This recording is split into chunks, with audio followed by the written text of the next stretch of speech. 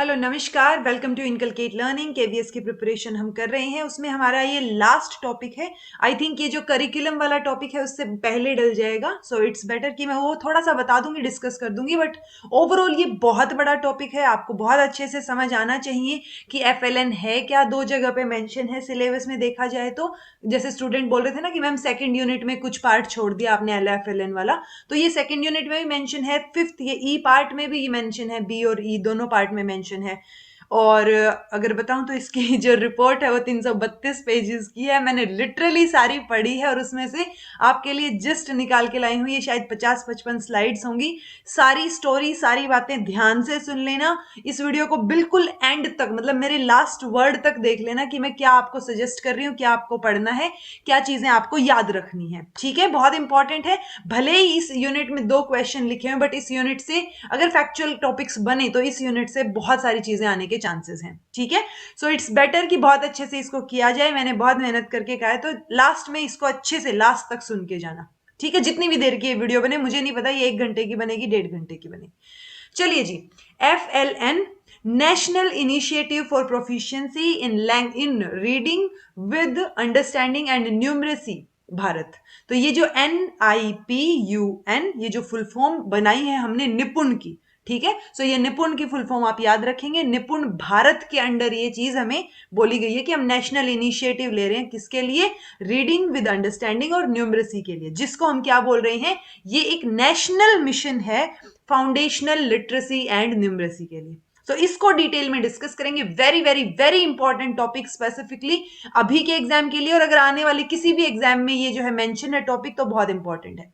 Presented by मी रवीना। अगर आपको videos informative लग रही हैं तो लाइक शेयर सब्सक्राइब कर दीजिएगा इनकलकेट लर्निंग को, बिकॉज केवीएस के स्टूडेंट्स के सिलेबस कंप्लीट कराने के चक्कर में मैंने बेचारे नेट के बच्चे अपने होल्ड पे रख रखे हैं कि उनका सिलेबस अभी रहता है। ठीक है, चलिए जी, स्टोरी सुन लीजिए एक बार।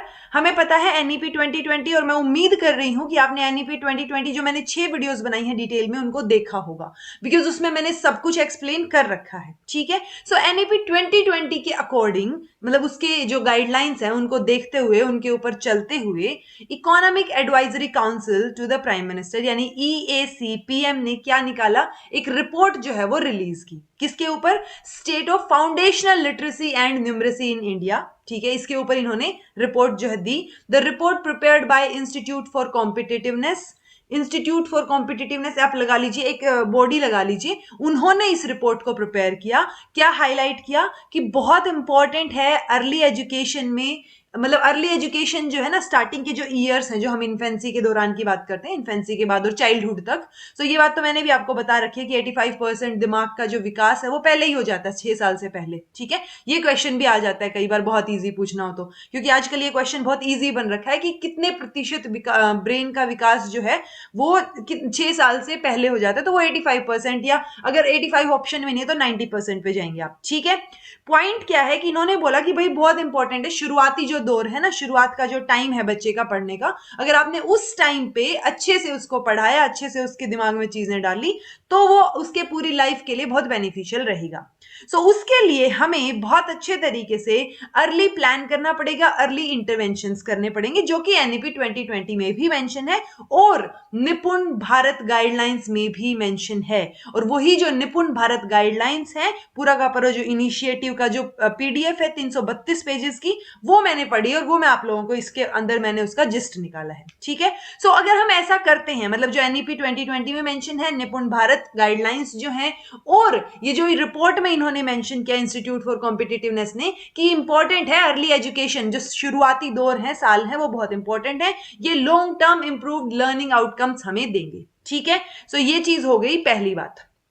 दूसरी, अब इसका हेड कौन था? इसका चेयरमैन जो है डॉक्टर विवेक देबरॉय, जो EAPC PM की जो कमेटी है, ये इसके हेड उस टाइम पे, जो इन्होंने पैनल डिस्कशन कंडक्ट किया था, उसके हेड हैं ये। इन्होंने क्या बोला कि education leads to positive externalities and quality of education imparted is important especially during the formative years, यानी जब बच्चे की फॉर्मेशन हो रही होती है तो शुरुआती ईयर्स में बहुत इंपॉर्टेंट है। Present attainments in literacy and numeracy and the variations among states should be the focus for remedial action, यानी जो अभी हालात हैं जो फाउंडेशनल लिटरेसी और न्यूमरेसी के, उसमें चीजें चेंज करना जरूरी है और हमें रेमेडियल एक्शन लेने की जरूरत है स्टेट्स को। ठीक है, ओवरऑल अभी तक आपको सिर्फ दो ही चीजें याद रखनी है। एक, जो इंस्टीट्यूट ऑफ कॉम्पिटिटिवनेस ने जो रिपोर्ट दी, और वो रिपोर्ट किसको दी, ईएसी पीएम, मतलब इस कमेटी को दी, इकोनॉमिक एडवाइजरी कमेटी, पीएम जो टू द प्राइम मिनिस्टर, इसको दी, और इन्होंने बात की कि भाई जरूरी है शुरुआत के जो साल हैं वो। ठीक है, सो एक बच्चे को बहुत जरूरत है सॉलिड फाउंडेशनल लिटरेसी और न्यूमरेसी स्किल्स की, और FLN बोला इन्होंने, फाउंडेशनल लिटरेसी एंड न्यूमरेसी।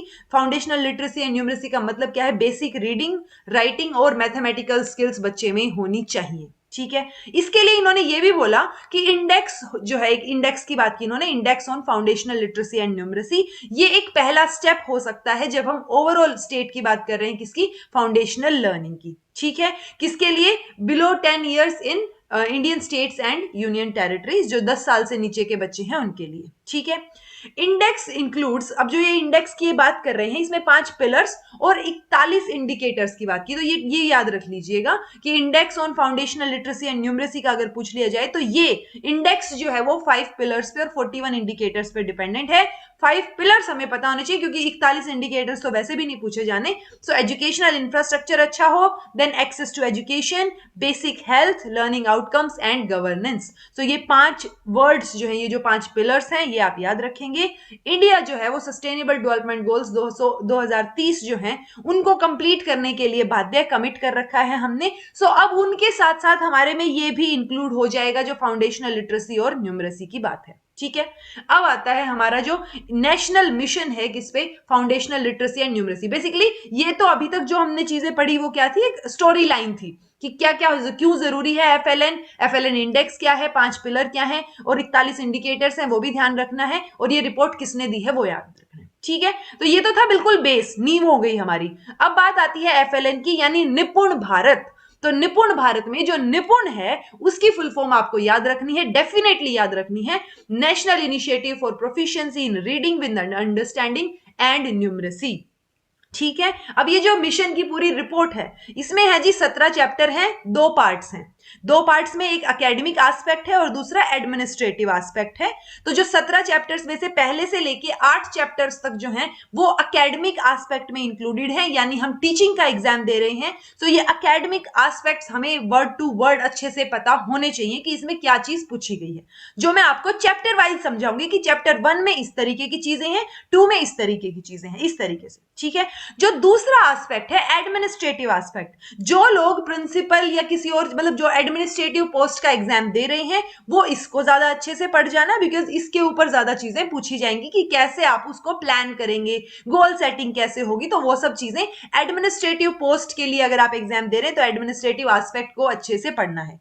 मैं जो आपको करवाने वाली हूं 8 चैप्टर तक मैं चैप्टर वाइज चीजें आपको बताऊंगी, यहां के बाद जो इंपॉर्टेंट चीजें आपको पता होनी चाहिए, ठीक है, वो मैं आपको बता दूंगी जो आपको ध्यान रखनी है, याद करनी है। ठीक है जी, चलिए शुरू करते हैं। चैप्टर 1 बिल्कुल इंट्रोडक्शन की बात कर रखी है इन्होंने। इंट्रोडक्शन में ये क्या है, एक ब्रीफ हिस्ट्री या हायरार्की टाइप चीजें बता रहे हैं। ये क्या बोल रहे हैं, सबसे पहले बोल रहे हैं ये इन्फ्लेक्शन पॉइंट। तो इन्फ्लेक्शन पॉइंट इनको इन्होंने किस चीज को बोला है कि इंडिया ने जो है ना, इन्फ्लेक्शन ऐसे होता है, जैसे मान लो इस तरीके का कोई कर्व है, ठीक है, सो हम इसको बोलेंगे इन्फ्लेक्शन पॉइंट, जहां से हम इन्फ्लेट कर रहे हैं एक तरीके से। ओके, मतलब हम किसी चीज में बहुत अच्छा करने की कोशिश कर रहे हैं या अच्छा हमने किया है। सो इंडिया ने सिग्निफिकेंटली प्रोग्रेस किया है यूनिवर्सल एक्सेस में, स्पेसिफिकली एलिमेंट्री लेवल पे। ठीक है, ये तो हमने एक और क्लास में भी पढ़ा था कि एलिमेंट्री लेवल पे हमने 100% एनरोलमेंट दिखाया है। ठीक है, ये पता है हमें। सो वो एलिमेंट्री लेवल पे मतलब one of the largest schooling system है हमारा, और उसमें हमने यूनिवर्सल एक्सेस दिखाया है। ठीक है, सो ये इन्फ्लेट हो गया। इसके बाद क्या चीज हुई, ये क्यों बोल रहे हैं हम, क्योंकि 2000 में हमने सर्व शिक्षा अभियान लॉन्च किया था, जिसमें हमने बात की थी एजुकेशन फॉर ऑल की। ऑब्वियसली सेंट्रल गवर्नमेंट ने किया था, ये मैंने पढ़ा रखा है चैनल पे, मन हो तो आपका। ये फिर बाद में चेंज करके 2018-19 में इसको सब्ज्यूम कर दिया गया, यानी एक अम्ब्रेला टर्म लेके आए हम लोग, समग्र शिक्षा अभियान, जिसके अंडर हमने सर्व शिक्षा अभियान को उसी के अंडर डाल दिया। ठीक है, तो ये जो इन्फ्लेक्शन पॉइंट यहां से शुरू हुआ, जो हमने बात की सर्व शिक्षा अभियान की, उसके बाद आपको ये भी आइडिया होना चाहिए कि 1993 में यशपाल कमेटी की रिपोर्ट आई थी, लर्निंग विदाउट बर्डन की बात हुई है, नेशनल करिकुलम फ्रेमवर्क 2005 की बात हुई है, सस्टेनेबल डेवलपमेंट गोल 4, यानी जो कई बार पूछ लिया जाता है कि कौन से सस्टेनेबल डेवलपमेंट गोल में इंक्लूसिव इक्विटेबल क्वालिटी एजुकेशन की बात की गई है, तो वो गोल नंबर 4 में की गई है, लिख लीजिएगा साइड में। ओके, ये पॉइंट्स लिखने हैं आपको, क्योंकि कहीं ना कहीं मैच द फॉलोइंग में या फिर कैसे ना कैसे करके आपके यूज हो जाएंगे जब आप एलिमिनेट करेंगे, क्वेश्चन को सोल्व करेंगे। ठीक है, कई बार हमें बाकी 3 ऑप्शन के बारे में भी पता हो ना, तो हमें जो आंसर नहीं आता होगा वो भी हम निकाल लेते हैं। सो बहुत जरूरी है, जो जो पॉइंट्स मैं बता रही हूं उनको प्लीज नोट डाउन कर लीजिएगा। सो 1993 की रिपोर्ट का नाम क्या है? Learning without burden, Yashpal committee की रिपोर्ट है। नेशनल करिकुलम फ्रेमवर्क 2005, इसके साथ साथ आपको यह भी पता होना चाहिए कि 2005 से पहले कौन कौन से कितने नेशनल करिकुलम फ्रेमवर्क्स आ चुके हैं। ओके, यानी 2005 वाला ये, क्योंकि हमसे पूछा जाएगा 2020 से पहले कितने करिकुलम फ्रेमवर्क आ चुके हैं, तो वो करिकुलम फ्रेमवर्क आपको पता होने चाहिए, और ये आप मुझे कमेंट करके बताएंगे। ठीक है, कि कौन कौन से ईयर में ये जो फ्रेमवर्क है ये आए हैं। ठीक है जी। तो सस्टेनेबल डेवलपमेंट गोल 4 में मेंशन है कि हम इंश्योर करेंगे इंक्लूसिव और इक्विटेबल क्वालिटी एजुकेशन। जिनको इक्विटी और इक्वालिटी में मतलब नहीं पता, मैं जल्दी से बता देती हूँ। इक्वालिटी होता है बराबर, मतलब आप बैठे खाना खाने और मैं बैठी हूँ, या मान लो एक लड़का बैठा और एक लड़की बैठी, दोनों को खाना मिल रहा है, दोनों को हमने क्या किया, बराबरी करने के लिए, इक्वालिटी करने के लिए क्या कर दिया, 5-5 रोटी दे दी। ठीक है, हो सकता है लड़की को सिर्फ 2 रोटी की भूख हो, या हो सकता है लड़के को 6 रोटी की भी भूख हो। ओके, बट हमने क्या किया, नहीं हमने बोला नहीं, हम तो इक्वालिटी दिखाएंगे, बराबर होनी चाहिए सब चीजें। सो वो इक्वालिटी मतलब बराबर, इक्वल, हाफ हाफ। ओके, बराबर। इक्विटी का क्या मतलब रहेगा? इक्विटी मतलब जिसको जितनी जरूरत है। ओके, सो इक्विटी में क्या हो गया कि अच्छा ठीक है, लड़की को 3 रोटी की भूख है, हमने उसको 3 दे दी, लड़के को 7 रोटी की भूख है, उसको 7 दे दी। It's like that. तो जितनी आपको नीड है वो अपॉर्चुनिटी आपको देना, दैट इज इक्विटी। इक्वालिटी मतलब बराबर बराबर। अब उस बराबर के चक्कर में किसी के साथ नुकसान हो रहा है, किसी का फायदा हो रहा है, वो हमें नहीं पता, बट हम इक्वल रखेंगे इक्वालिटी में। एक और एग्जाम्पल, एक और पिक्चर अक्सर आपको देखने को मिलती है कि मान लो यहाँ पे ये स्टेडियम है, इस दीवार से उधर और इस दीवार से उधर क्या चल रहा है, मैच चल रहा है, और यहाँ पे बच्चे खड़े हैं कुछ एक। तो वो बच्चे, हम यहाँ पे देखा जाए तो इनके लिए ग्राउंड सेम है, बट हमें हाइट सबकी अलग अलग है। तो हमने क्या किया, इक्वालिटी होगी कि हम उनको सेम जो है बेंच दे दें, मतलब इतने ही इंच का बेंच दे दिया। ठीक है, हो सकता है इतने इंच की बेंच के बाद लंबे वाला और लंबा हो जाए, ठीक है, और एक आधा ऐसा भी हो जो कि बच जाए, जिसको अभी भी नहीं दिख रहा बेंच पे चढ़ने के बाद। बट इक्वालिटी क्या हो, ये हो गई इक्वालिटी। इक्विटी क्या होगी कि जिसको जितनी जरूरत है, अब सबको बराबर ऊपर तक बराबर कर दिया हमने, कि दिखना सबको मैच चाहिए, अच्छे से दिखना चाहिए, तो वो हो गया equity. Okay, I hope equity equality समझ आया होगा। सो यहाँ इक्विटेबल बोला है, इक्वालिटी वाली क्वालिटी एजुकेशन नहीं बोली, equitable. So ensure inclusive and equitable education, ये हमारे किसमें, एसडीपी 4 में मेंशन है, एसडीजी 4 में, ये आपको याद रखना है। देन आईजी नेशनल एजुकेशन पॉलिसी 2020, बहुत इंपॉर्टेंट है, पढ़ा रखिए, पढ़ के जाइएगा, बहुत सारी एब्रीवेशन उसमें से पूछ ली जाती है, मैंने जितनी करवा रखी है एटलीस्ट उतनी कर जाइएगा। अभी ग्लोबल लेवल पे अगर हम बात करें, सो 10 में से 6 बच्चे जो हैं, 6 बच्चे और एडोलेसेंट जो हैं, उनको minimum proficiency level of reading और मैथमेटिक्स नहीं आता, उन्होंने अचीव नहीं की है ये चीज। और ये डाटा हमें कहां से मिला, यूआईएस, इसकी फुल फॉर्म याद रखेंगे आप, यूनेस्को इंस्टीट्यूट फॉर स्टैटिस्टिक्स। इन्होंने ये डाटा दिया कि 10 में से 6 बच्चों को तो रीडिंग और मैथमेटिक्स आता ही नहीं, उन्होंने तो मिनिमम प्रोफिशिएंसी अचीव ही नहीं की है। सिमिलरली जैसे मेरी मम्मी कई बार बोलते हैं कि जो 6th क्लास में बच्चे आ रहे हैं, अभी 5th तक उनको आता ही नहीं पढ़ना, अभी हम 6th क्लास में क्या आगे सिखाएं उनको ना। सो 6th क्लास के टीचर या जो 6 to 10th के टीचर्स, उनके लिए एक बड़ा चैलेंज हो जाता है कि अगर उनको 5th तक बच्चों को अच्छे से एक नींव नहीं रखी गई, तो 6th वाला टीचर अब उनको पढ़ना सिखाए या आगे वाली चीजें सिखाए। ओके, सो वो रीडिंग और मैथमेटिक्स की जो एबिलिटी है वो 10 में से 6 बच्चों की पूरी नहीं है, ये चीज इन्होंने बोली। अब हमारा सिनेरियो क्या है नेशनल लेवल पे, तो नेशनल लेवल पे सिनेरियो जी कि हम फोकस कर रहे हैं एक्सेस के ऊपर, जिसके लिए हमने सर्व शिक्षा अभियान चलाया, जो बाद में सब्ज्यूम कर दिया गया समग्र शिक्षा अभियान के अंडर। आरटी एक्ट हमने चलाया ताकि 6 से 14 साल के बच्चों के लिए कंपलसरी एजुकेशन जो है वो हो सके। अच्छा, 6 से 14 नॉर्मल बच्चे हैं, अगर कोई डिसेबल्ड बच्चा है तो वो 18 तक रहेगा। ओके, देन हम क्वालिटी पे फोकस कर रहे हैं जी। क्वालिटी पे फोकस किस वे में कर रहे हैं, क्वालिटी को इंश्योर करने के लिए मिनिस्ट्री ऑफ एजुकेशन ने लॉन्च किया एक सब प्रोग्राम, किसके अंडर, सर्व शिक्षा अभियान के अंडर, जिसको हम बोलते हैं पढ़े भारत बढ़े Bharat.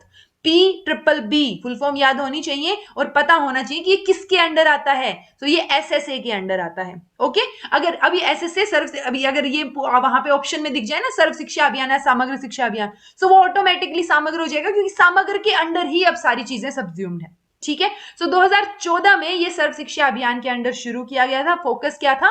Writing with reading, early reading and writing with comprehension यानी ERWC फुल फॉर्म याद रखिएगा, एंड अर्ली मैथमेटिक्स यानी EM। सो इनके साथ हम क्वालिटी पे फोकस कर रहे हैं, उसके लिए हमने पढ़े भारत बढ़े भारत शुरू किया। लर्निंग आउटकम्स पे फोकस कर रहे हैं और लर्निंग आउटकम्स पे फोकस करके हम देखेंगे, मेजर भी तो करेंगे ना उन लर्निंग आउटकम्स को। सो वो मेजर करने के लिए हमारे पास नेशनल अचीवमेंट सर्वे 2017 रखवाया गया, NAS, ये फुल फॉर्म भी याद रखेंगे। किसने किया? NCERT ने किया ये सर्वे, मिनिस्ट्री ऑफ एजुकेशन के अंडर। ठीक है, देन आता है जी हमारा नेशनल मिशन, जिसको हम बोल रहे हैं FLN। FLN में क्या याद रखेंगे? सबसे पहले तो जो नेशनल एजुकेशन पॉलिसी 2020 है, उन्होंने बोली ये चीज कि हमारी हाईएस्ट प्रायोरिटी क्या है? Universal foundational literacy and numeracy. ये मैंने आपको कहां पढ़ाया था? उसमें भी बताया था, जो हमारी स्कूल एजुकेशन वाली वीडियो है ना 2020 पॉलिसी की, स्कूल एजुकेशन वाला पार्ट, आई थिंक 45 मिनट्स की वीडियो है वो मैंने उसमें आपको समझाया था, जहां पे मैंने आपको NEP का स्ट्रक्चर भी समझाया था कि जो 10+2 स्ट्रक्चर है वो रिप्लेस कर दिया गया है। वो आप मुझे कमेंट करके बताएंगे किससे रिप्लेस किया है। ओके, अगर आप एक सीरियस एस्पिरेंट है तो जरूर कीजिएगा कमेंट, ताकि आपको याद रहे। Okay, so universal foundational literacy और न्यूमरेसी होनी चाहिए प्राइमरी स्कूल्स में, ये हमारी हाईएस्ट प्रायोरिटी रहेगी। और प्राइमरी स्कूल अगर हम बोल रहे हैं तो by the end of grade 3 यानी तीसरी क्लास तक बच्चे में फाउंडेशनल लिटरेसी एंड न्यूमरेसी आनी चाहिए, सबको आनी चाहिए, हर एक बच्चे को, क्योंकि हम यूनिवर्सल की बात कर रहे हैं। ओके, सो ग्रेड 3 तक की बात हो रही है, यानी 3 से 9 साल तक की बात हो रही है। ओके, और ये कब तक अचीव करना है, ये याद रखेंगे आप, 2026 से 27। जब NEP 2020 आया था और फाउंडेशनल लिटरेसी की बात की गई थी, वहां पे मैंने आपको बता रखा है, आप ये मत सोचना कि वहां अलग बता दिया यहां अलग बता रही हूं। NEP 2020 में मैंने बताया था कि जो टारगेट है फाउंडेशनल लिटरेसी और न्यूमरेसी का, वो 2025 रखा गया है, तीसरी क्लास तक 2025। बट अब जब इसके बाद ऑब्वियसली 2020 पहले आई थी, उसके बाद अब ये जो FLN मिशन आया है, इसमें हमने 2026 से 27 का टारगेट रखा है। सो जो न्यू टारगेट होगा वो मान्य होगा। सिमिलरली जैसे 86 की पॉलिसी है, 2020 की पॉलिसी है, तो नई पॉलिसी मान्य होगी, पीछे वाली को हम रिपील कर देते हैं। ठीक है, सो वो ऑटोमेटिकली 2025 की जगह अब हमारा टारगेट हो गया 2026 और 27, 2026 और 27। सो ये 2-3 चीजें याद रखेंगे, 3 से 9 साल वाली, तीसरी क्लास तक हमें ये सारी चीजें करनी है। फाउंडेशनल लिटरेसी यूनिवर्सल लेवल पे हमारी प्रायोरिटी है 2026 से 27 में। अब if this most basic learning, point क्या है कि अगर ये जो मोस्ट बेसिक लर्निंग नहीं हुई तो हमारी जो पूरी की पूरी पॉलिसी है 2020 वाली, उसका कोई मतलब नहीं बचता, वो इररेलेवेंट है। अगर हम बेस और नींव ही अच्छे से नहीं डाल पाए तो उसके ऊपर पूरा मकान खड़ा करने का कोई मतलब नहीं है, क्योंकि वो कभी ना कभी गिरेगा, क्योंकि नींव सही नहीं है। Okay, so most basic learning की बात कर रहे हैं हम, जिसमें हम रीडिंग, राइटिंग और अर्थमेटिक, 3 चीजों की बात करें तो मोस्ट बेसिक लर्निंग। अगर हमें प्रायोरिटी वाइज भी पूछ लिया जाए ना, क्योंकि इसमें KVS में इस तरीके के क्वेश्चन बहुत आते हैं कि इन 4 में से कौन सी चीज इररेलेवेंट है। ओके, और हम जब ऑप्शन देखेंगे तो हमें चारों की चारों चीजें रेलेवेंट दिखाई देंगी। सो उस चीज से हमें आइडिया होगा कि नहीं नहीं, ये तो सारी रेलेवेंट है, ये तो क्वेश्चन ही गलत हो गया। दैट मीन्स अगर इररेलेवेंट पूछा है तो हम लीस्ट रेलेवेंट को आंसर बनाएंगे अपना। ओके, सो उस लीस्ट रेलेवेंट में ये 3 नहीं होनी चाहिए, ये तीनों की तीनों मोस्ट जो है इंपॉर्टेंट है, रीडिंग, राइटिंग और अर्थमेटिक। ठीक है जी, तो एक ये जो नेशनल मिशन है किस पे, फाउंडेशनल लिटरेसी एंड न्यूमरेसी पे, ये मिनिस्ट्री ऑफ एजुकेशन ने किया है। और मिनिस्ट्री ऑफ एजुकेशन जब मैं बोल रही हूँ यानी कि सेंट्रल गवर्नमेंट, और ये प्रायोरिटी बेसिस पे किसके अंडर शुरू किया है? आत्मनिर्भर भारत कैंपेन के अंदर। सो आत्मनिर्भर के अंडर हमें क्या, निपुण भारत, ये जो नेशनल वाला है हमारा मिशन, ये शुरू किया गया है, ये आप याद रखेंगे। और हम 3rd क्लास तक ही क्यों बोल रहे हैं बार बार, ये चीज मैंने पहले ही बताई थी। ये NEP 2020 ने ये बताई हमें कि उसमें मेंशन है, ये 85% बच्चों का जो विकास है, क्यूमुलेटिव ब्रेन डेवलपमेंट, दिमाग का विकास, वो 6 साल की एज से पहले हो जाता है। इसलिए हमें इंश्योर करना है कि अर्ली जो डेवलपमेंट है वो अच्छा हो बच्चे का, और उसी के लिए NEP 2020 में early childhood care and education, early childhood care education को भी इंक्लूड किया गया। ओके, सो NEP 2020 और FLN मस्ट है, ये दोनों अच्छे से पढ़ के जाइएगा। चलिए, मेजर फोकस किस पे कर रहे हैं? फोकस देखा जाए तो जो फाउंडेशनल लिटरेसी है, न्यूमरेसी है, उसी पे कर रहे हैं। सो जो फाउंडेशनल ईयर्स है बच्चे के, वहां पे उसको एक्सेस हो और रिटेन कर पाए वो, मतलब ड्रॉप आउट्स ना हो वहां पे, टीचर कैपेसिटी को बिल्ड कर पाए, हम हाई क्वालिटी अच्छी एजुकेशन दे पाए, डाइवर्सिफाइड स्टूडेंट टीचर रिसोर्सेज या जो लर्निंग मटेरियल है वो दे पाए, tracking the progress of each child in achieving learning outcome of the children, यानी हर एक बच्चा कितना प्रोग्रेस कर रहा है वो हमें नोट करना है। सो ओवरऑल ये चीज याद रखने की जरूरत आपको है नहीं, आपको सिर्फ इतना ध्यान रहना चाहिए कि ऑब्वियसली पॉजिटिव चीजों पे फोकस कर रहे हैं हम, ठीक है। इंप्लीमेंटेशन कैसे होगा? 5 टायर इंप्लीमेंटेशन होगा। 5 टायर मतलब सबसे ब्रॉड लेवल पे नेशनल लेवल पे, नेशनल से नीचे state, district, block and school level. Okay, सभी स्टेट्स और यूनियन टेरिटरीज में ये 5 टायर इंप्लीमेंटेशन मैकेनिज्म हमें फॉलो करना है। ये पहले चैप्टर में पूरा इंट्रोडक्शन दे दिया हर चीज का। ओके, अब आता है जी चैप्टर 2 हमारा, जिसमें ये बात कर रहे हैं, अभी हम understanding foundational literacy and numeracy था ना। सो पहला चैप्टर लिटरेसी के ऊपर है, दूसरा चैप्टर मतलब जो सेकंड चैप्टर है इंट्रोडक्शन के बाद ये लिटरेसी पे है, जो चैप्टर थर्ड हो जाएगा वो न्यूमरेसी पे हो जाएगा। ओके, सो हमें इसमें समझा रहे हैं ये कि understanding foundational language and literacy. So बहुत सारे अप्रोचेस हो सकते हैं जब हम लैंग्वेज को पढ़ा रहे हैं। ओके, सो जब बच्चा स्कूल में जाएगा या नहीं जाएगा तो वो बहुत सारे अप्रोच हैं, जिनमें से 2 अप्रोच की इन्होंने बात की है। एक अप्रोच है रीडिंग रेडीनेस मॉडल, जिसमें ये बात कर रहे हैं फर्दर 2 चीजों की, एक तो है मैच्योरेशन व्यू और एक है एक्सपीरियंस्ड व्यू, एक्सपीरियंस व्यू, ठीक है। तो ये बोल रहे हैं कि जब बच्चा पढ़ना सीखता है ना, तो हमें उसको इंटरफेयर नहीं करना चाहिए, नेचुरल फ्लो के साथ उसको जाने दो। जितना जब उसको बोलना होगा, मतलब पेरेंट्स को ना फोर्स नहीं करना चाहिए कि ये बोल बोल बोल, जैसे पेरेंट्स बोलते हैं ना कि पापा बोलो, मम्मा बोलो, तो इस तरीके से पेरेंट्स को फोर्स नहीं करना चाहिए। जब बच्चे को बोलना होगा वो अपने आप सीख के बोल लेगा और पढ़ना उसको आ जाएगा। सो वो रीडिंग रेडीनेस मॉडल में मैच्योरेशन व्यू ये बोलता है कि वो अपने आप मैच्योर होगा, एक्सपीरियंस व्यू बोलता है कि हमें उसको प्रिपेयर करना पड़ेगा रेडी करने के लिए, ठीक है। बट ये दोनों के दोनों ही पॉइंट ऑफ व्यूज को हम अब एक्सेप्ट नहीं करते। ओके, तो हमारे पास बात आती है एमरजेंट लिटरेसी की। एमरजेंट लिटरेसी क्या होती है? ये प्रपोज करती है कि जो लिटरेसी जो है वो बर्थ के टाइम पे ही शुरू हो जाती है, जो लिटरेट सोसाइटीज है उनमें, ठीक है। और कब तक चलेगी? जब तक बच्चा कन्वेंशनली लिटरेट नहीं हो जाता, मतलब एक्चुअली में क्लास में जाके जब ग्रेड फर्स्ट और सेकंड में नहीं आ जाता, तब तक का जो फेज बोला है ना इन्होंने एमरजेंट लिटरेसी बोला, कि वो अपने आप एमर्ज हो रही है, जो सीख रहा है बच्चा उसको ऑलरेडी आती है, मतलब वो बर्थ के टाइम से ही उसको चीजें आती हैं वाली सिचुएशन। ओके, सो ये 2 अप्रोच की बात की गई, ऑल्दो हमारे पास बहुत सारे अप्रोच हैं, सो हम शिफ्ट कर रहे हैं किसी एक की बजाय बैलेंस्ड अप्रोच के ऊपर, यानी हम सब चीजों को बैलेंस करके चलेंगे। जहां पे जरूरत पड़ी वहां पे नेचुरल फ्लो के लिए बच्चे को अपने आप छोड़ देंगे, फोर्स नहीं करेंगे, कुछ चीजों में हम बच्चे को रेडी करेंगे। ओके, सो ये है जी हमारा बैलेंस्ड अप्रोच, जहां पे टीचर जो है वो फॉलो करेगा कि जो चीज अप्रोप्रिएट है क्लासरूम के लिए, ठीक है, तो उसको करेगा, और उस अप्रोप्रिएटनेस के चक्कर में बच्चे के लिए ध्यान रखेगा कि जो लर्निंग है वो इंटरेस्टिंग रहे, स्ट्रेस फ्री रहे, क्योंकि स्ट्रेस फ्री रहेगी तभी तो बच्चा अगले दिन स्कूल आएगा, वरना तो वो स्कूल भी नहीं आएगा, राइट। सो लॉजिकली सोचते हुए चलिए, जो जो अच्छी चीजें हो सकती है सब कुछ इसमें मेंशन्ड है। इसलिए मैं कह रही हूं कि बस समझ लीजिए, जो याद करने की चीज होगी, जो फैक्चुअल चीज होगी वो मैं बता दूंगी, उसको लिख लेना। ओके, तो जो बैलेंस्ड लिटरेसी अप्रोच है वो क्या एडवोकेट करता है कि बैलेंस करना है हमें, क्या पढ़ाना है, कैसे पढ़ाना है और किसके साथ पढ़ाना है, with what it is taught, ठीक है, यानी क्या स्ट्रेटजीज होनी चाहिए, क्या कंटेंट पढ़ाना और कैसे पढ़ाना है, ठीक है जी। तो वो बैलेंस करके चलेंगे। अब इसके अंदर हमें मेंशन कर दिए कुछ एक की कंपोनेंट्स, किस चीज के?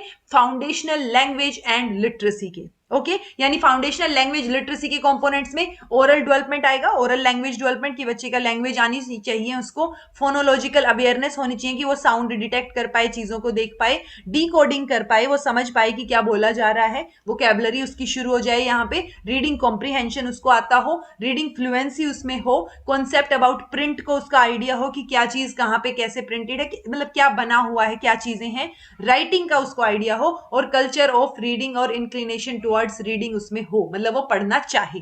ओके, सो ये कुछ एक कंपोनेंट्स है, रटने की जरूरत नहीं, बस थोड़ा सा ध्यान रखिएगा कि अच्छा ठीक है वो लैंग्वेज से या लिटरेसी से रिलेटेड है। ये ना हो कि बिल्कुल ही आप ये कर दें कि लैंग्वेज वाले में न्यूमेरिकल वाले, जो न्यूमरेसी वाले जो कंपोनेंट्स है उसको कर दें ना, घुसा दें, वो नहीं होना चाहिए बस।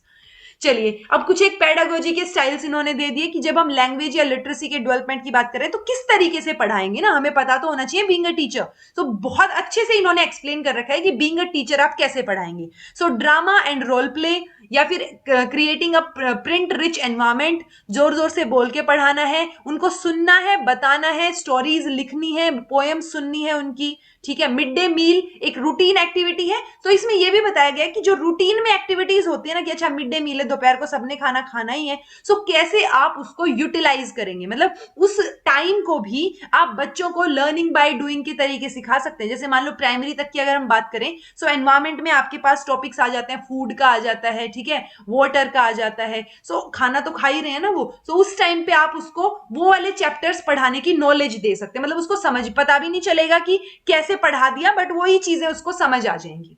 ओके, सो वो क्रैम नहीं करना पड़ेगा, हमें सिखाना है उसको, ये चीज ध्यान रखिएगा। एक्सपीरियंस शेयर कर सकते हैं, जो राइमिंग या सॉन्ग्स बोल बोल के आप सुनाते हैं, जो कई टीचर्स होते हैं ना जो मैथमेटिक्स के फॉर्मूलाज को भी जो है निमोनिक्स में बना के या राइम्स में बना के इंटरेस्टिंग बना देते हैं, सो वही चीज की बात यहाँ पे हो रही है। टेक्स्ट बुक्स का या रिसोर्स मटेरियल का आप यूज कर सकते हैं, जो क्लासरूम में वॉल है आपकी उसको यूज कर सकते हैं। तो ये सारी चीजें आपको क्रैम नहीं करनी है, आपको ऑब्वियसली आप टीचर बनने वाले हैं, इतना तो मैंने आपको इतनी पेडागोजी तो पढ़ाई दी है कि कैसे चीजों को करवाना है। ओके, सो कैसे पढ़ाएंगे, कैसे बच्चे के ऊपर ध्यान देंगे, क्रैम नहीं करवाना है, सेंटर पे कौन होना चाहिए, बच्चा होना चाहिए, ठीक है। सो ये सारी चीजें जी पेडागोजी के वर्ड्स मेंशन है। देन आता है, हमें ये भी इस चीज पे भी एम्फेसिस करना है कि जो बच्चा घर से सीख के आ रहा है, मतलब जो लैंग्वेज उसकी क्या होगी, घर की लैंग्वेज होगी, होम लैंग्वेज, जिसको ये HL से डिनोट कर रहे हैं, तो हो सकता है HL भी पूछ लिया जाए, फुल फॉर्म याद रखिएगा, होम लैंग्वेज। सो एम्फेसिस रहेगा उसके ऊपर, मतलब ऐसा नहीं है कि हम स्कूल में आ गया बच्चा तो हमने कंपलसरी कर दिया कि इंग्लिश ही बोलनी है। कई स्कूल्स होते हैं ना इंग्लिश वाले, जिसमें इंग्लिश ही बोलनी है और बिना इंग्लिश के तो बात ही नहीं करनी, सो वो चीज नहीं होनी चाहिए। हमें होम लैंग्वेज को भी साथ में लेके चलना है, बिकॉज वो उसकी फर्स्ट लैंग्वेज है, और फर्स्ट लैंग्वेज में सारी की सारी चीजें बहुत अच्छे से समझ आती हैं। ओके, सो जो होम लैंग्वेज है उसको भी आप साथ में लेके चलेंगे, और साथ के साथ जो स्कूल लैंग्वेज है उसको अभी आप एक्सपोजर बच्चे को देंगे, ठीक है। मान लो घर की लैंग्वेज किसी की, जैसे साउथ में बच्चे उनकी मान लो घर की लैंग्वेज तेलुगु है, ठीक है, स्कूल में मान लो वो किसी, तेलुगु स्पेलिंग ठीक कीजिएगा जी, तो उसमें क्या है, या मान लो यहाँ पे मैं हरियाणा में हूं और घर पे मान लो कोई हरियाणवी बोलता है, बोली हो गई हरियाणवी, हरियाणवी, ठीक है, तो वो बोलते हैं स्कूल की लैंग्वेज मान लो हिंदी हो गई कि वो हिंदी में समझा रहे हैं, सो ये फर्स्ट लैंग्वेज हो गई, देखा जाए तो होम लैंग्वेज, ये हिंदी वाली लैंग्वेज हो गई, एंड देन थर्ड आ जाएगी जिसको हमें डेवलप करना है, इंग्लिश, या फिर जो थर्ड लैंग्वेज हम लेके चल रहे हैं। ये क्यों बात कर रहे हैं हम थर्ड लैंग्वेज की, या ये जो डेवलपिंग लिटरेसी स्किल है एक थर्ड लैंग्वेज में, बिकॉज जो लैंग्वेज ऑलरेडी एग्जिस्ट करती है काफी टाइम से, उसमें चीजें बहुत बेहतर तरीके से आपको मटीरियल मिल जाएगा, सो आप वो चीजें अच्छे से बता सकते हैं, ठीक है जी। तो जो ओरल लैंग्वेज एक्टिविटीज हैं उनमें आप बच्चों को इंक्लूड करेंगे, होम लैंग्वेज को साथ, मतलब मिक्स्ड यूज करेंगे, मिक्स्ड अप्रोच आपका होना चाहिए, कि जहां पे बच्चे को समझ नहीं आ रहा वहां पे आप होम लैंग्वेज यूज करके उसको समझाने की ट्राई करें, उसको ये भी बताएं कि सिर्फ होम लैंग्वेज से काम नहीं चलेगा, स्कूल लैंग्वेज भी उसको आनी चाहिए। चलिए जी, तीसरा चैप्टर आ गया foundational numeracy and mathematics skills. So इसमें किस पे फोकस रहेगा, फाउंडेशनल न्यूमरेसी पे फोकस रहेगा, ठीक है। सो ये बैलेंस्ड अप्रोच वाली आई थिंक वापस से चल गई। सो इसमें की कंपोनेंट्स की अगर हम बात करें, so pre number concepts, number and operations, measurement, shapes and spatial understanding, patterns, data handling, mathematical communication. So बस इतना तो याद आपको समझ आ ही जाएगा कि ये लैंग्वेज लिटरेसी से रिलेटेड है, और ये जो न्यूमरेसी और मैथमेटिकल स्किल्स है उससे रिलेटेड कंपोनेंट्स हमें दे रखे हैं। देन है जी पीआरटी एस्पिरेंट्स के लिए एक गाइड हो सकती है, क्योंकि पीआरटी में आपको बिल्कुल बच्चों के ही लेवल का ज्यादा पूछा जाएगा, तो एफएलएन आपके लिए बहुत ज्यादा इंपॉर्टेंट हो गया। सो वहां पे आप ये दो चैप्टर्स जो है ना, इनको एक बार रीडिंग आप ले सकते हैं, आपके लिए हेल्पफुल रहेगा, बट याद करने वाली कोई चीज इनमें है नहीं, सिर्फ एक रीडिंग लेंगे तो आपको और अच्छे से समझ आ जाएगा, एक कॉन्सेप्चुअल क्लैरिटी आपकी बेटर हो जाएगी। अब पेडागोजी इसकी क्या, कैसे आप पेडागोजिकल चीजों को एनहेंस कर सकते हैं, जब हम फाउंडेशनल मैथमेटिकल या न्यूमरेसी स्किल्स की बात करते हैं, जैसे टॉय पेडागोजी या मैथमेटिक्स विद डेली लाइफ, यानी आपने बच्चे को कुछ सिखाया और बाद में आपने मतलब स्कूल से कुछ लेने भेज दिया कैंटीन से, वो पैसों का हिसाब करके आएगा। सो वो सारी चीजें क्या है कि डेली लाइफ के साथ आप मैथ्स को कैसे कनेक्ट करेंगे, जॉय इन मैथमेटिक्स, मैथ्स में आपको उन बच्चों को मजा आना चाहिए, वो चीजें सिखानी है हमें। पेडागोजी हमेशा लर्नर सेंट्रिक रहेगी, ये भी ध्यान रख सकते हैं आप। Providing scope for exploration and mathematical thinking, ऐसा नहीं है कि आप मैथ्स में भी क्रैम करवाते रहेंगे कुछ ना कुछ, आपको बच्चों को एक्सप्लोर करने का मौका देना है। ओके, एक्सप्लोर करने के मौके से ये वाला पॉइंट बिल्कुल सही है। Giving space to alternate strategies, यानी कई बार ऐसा होता है ना कि आपके तरीके से बच्चे ने सोल्व नहीं किया सम, बट उसका आंसर सही आ रहा है, उसने सही सोल्व किया है सम, किसी और स्ट्रैटेजी से सोल्व कर दिया, बट उसका सही है आंसर, राइट। सो वो चीज क्या हो जाएगी कि आप उसको प्रमोट कीजिए, थोड़ा एनकरेज कीजिए, ऐसे मत कीजिए कि जो मैंने बताया वैसे ही करके दिखाना है, ठीक है। तो वो चीज नहीं होनी चाहिए। अगर उसने कुछ अलग अटेम्प्ट किया है आउट ऑफ क्यूरियोसिटी, सो आप उसको देखिए एक बार कि अगर अच्छे से उसने किया है, सही है, सो आप बाकी बच्चों को भी सिखा सकते हैं वो, राइट। तो एक एरर का स्पेस हमेशा रहना चाहिए। ऐसा नहीं है कि बच्चे से कुछ गलती हो गई और आपने मारपीट चालू कर दी। कोलैबोरेटिव लर्निंग यहाँ पे होनी चाहिए। एक बहुत अच्छा एग्जांपल था कम्युनिकेटिंग मैथमेटिकली, ये शायद मैंने नहीं सोचा था, पर मुझे बहुत इंटरेस्टिंग लगा कि आप मैथमेटिकली कम्युनिकेट कर सकते हैं बच्चे से। इसमें क्या एग्जाम्पल दिया कि मान लो आप बच्चे को बोले कि आप अपनी मैथमेटिकल पोजीशन डिटरमाइन कीजिए। कैसे? मतलब आपकी जो पोजीशन है उसको मैथमेटिकल टर्म्स में बताइए। यानी मान लो मैं फर्स्ट बेंच पे बैठी हूँ या मैं बीच में कहीं बैठी हूँ, तो मेरी पोजीशन क्या हो जाएगी कि मैं 2 बच्चों के या 4 बच्चों के पीछे बैठी हूँ, मेरे राइट में इतने स्टूडेंट्स हैं, इतने बेंचेस हैं। सो वो मैथ्स के नंबर्स यहाँ पे इंक्लूड हो गए इंटरेस्टिंग वे में। सो आपको इंटरेस्टिंग बनानी है चीजें सारी की सारी, और इंटीग्रेट भी कर सकते हैं आप मैथमेटिक्स को बाकी सब्जेक्ट्स के साथ। मीडियम ऑफ इंस्ट्रक्शन की जब हम बात करते हैं ना, तो बहुत इंपॉर्टेंट हो जाता है स्पेसिफिकली मैथ्स के लिए। यहाँ पे इन्होंने फर्स्ट लैंग्वेज को थोड़ी प्रेफरेंस दी है कि फर्स्ट लैंग्वेज में बच्चे को जो होम लैंग्वेज है उसको जल्दी समझ आएगा। सो आप ट्राई कीजिए कि उसकी जो फर्स्ट लैंग्वेज है उसमें भी समझाने की कोशिश करेंगे, ठीक है।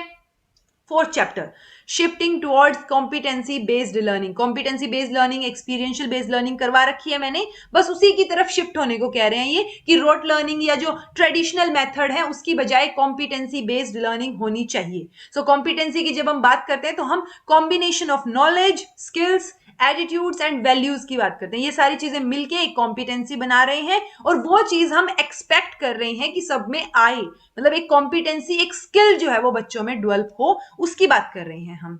सो वो कैसे डेवलप होगी? सो कॉम्पिटेंसी बेस्ड लर्निंग में ये फोकस किस पे कर रहे हैं? स्टूडेंट के लर्निंग आउटकम के ऊपर। यानी एक कॉम्पिटेंसी डेवलप हो रही है या नहीं हो रही, ये मैंने आपको कॉम्पिटेंसी बेस्ड लर्निंग के टाइम भी बताया था कि कॉम्पिटेंसी डेवलप करनी है, यानी डेवलप हुई या नहीं वो हम लास्ट में देखेंगे ना। तो लर्निंग आउटकम्स के ऊपर इनका बहुत फोकस है, और वो जो लर्निंग आउटकम निकल के आ रहा है ना, हम उसको एक्सप्लिसिटली मेजर कर सकें, ठीक है। तो वो मेजरेबल भी होना चाहिए। पेडागोजी इज बेस्ड ऑन किस पे? वही एक्टिविटीज, एक्सपीरियंस, इंटीग्रेशन, सारी चीजों का। सो रियल लाइफ सिचुएशन से आप सिखाएं, क्रैमिंग ना हो, तो वो सारी चीजें साथ साथ चलेंगी ऑटोमेटिकली, ठीक है।